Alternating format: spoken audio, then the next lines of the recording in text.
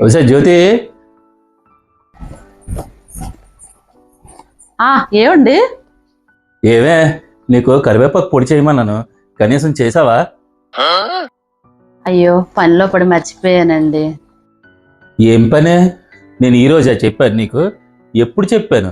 అప్పటి నుంచి నీకు ఆపలేదా? అక్కడ ఇంట్లో చూస్తే అంత కరివేపాకు ఉంది, ఊరంతా పట్టుకెళ్ళి పొడులు చేసుకుంటున్నారు. మన ఇంట్లో మాత్రం మనకు చేయనందుకు ఖాళీగా ఉండదు. నీకు ఏం మనిషివే. ఏం చెప్పావురా? అలా కాదులేండి, చేస్తానండి. అయ్యో పాపం, ఎప్పుడో చెప్పారు, నేనే చేయలేదు. ఎంత తినాలని లేకపోతే అతను అలా అడుగుతారు. ఈరోజు ఎలాగైనా చేసి ఇవ్వాలి అతను కరివేపాకు పచ్చడి. ఏమండి? ఏమే? అలా వెళ్ళి కరివేపాకు కోసుకుని వచ్చేయండి, పొడి చేస్తాను. పొడి చేస్తుందరా? సూపర్. సరే సరే, ఎక్కడ కట్ చేద్దాం? అబ్బా, సరిపోద్దా? సరిపోద్దులే. జ్యోతి, ఇదిగో కరివేపాకు కట్ చేస్తాను.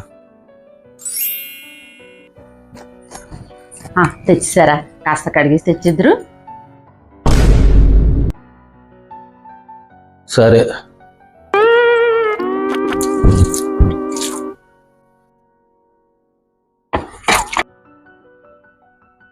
అమ్మయ్య, కడగడం అయిపోయింది. ఇదిగో కడిగేశాను. కడిగేశారా? కాస్త ఎండబెట్టేద్దరు. అలాగేలే.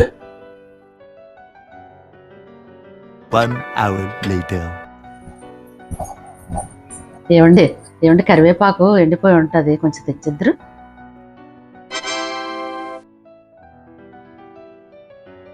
సరే, తెచ్చేస్తాలే. ఈ అమ్మ పొడి చేయమన్నాను కానీ ఒక ఆట ఆడుకుంటుంది నాతో. ఇది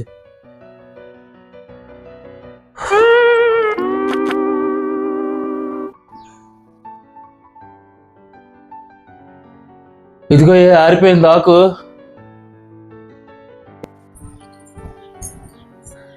తెచ్చారా?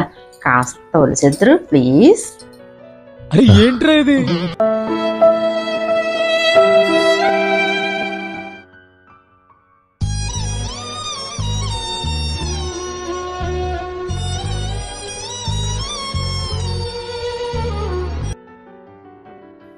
చిచ్చి, నేలకపోయి కరివేపాకు పొడి చేయమని అడిగాను, మొత్తం నాతోనే చేయించేస్తుంది. ఇది ఇంక ఇచ్చేసేది ఏముందో తొక్క. చిచి, ఇంకెప్పుడు ఏది చేయమని అడగకూడదు. అనవసరంగా చేయమన్నాను దీన్ని. ఏది పెడితే అది తినడం మేలు, వీళ్ళు చేయమని అడిగే బదులు. అయిందా? బాగైందా? ప్రతిదానికి ఓవర్ ఎక్స్ప్రెషన్. ఇప్పుడు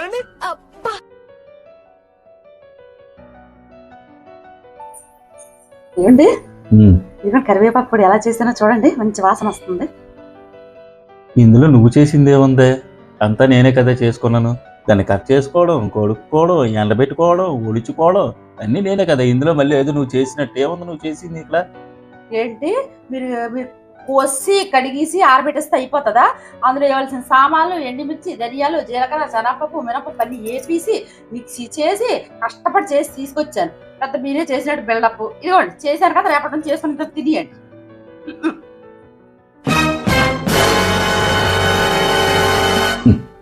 ఎంత చేసింది పాయే.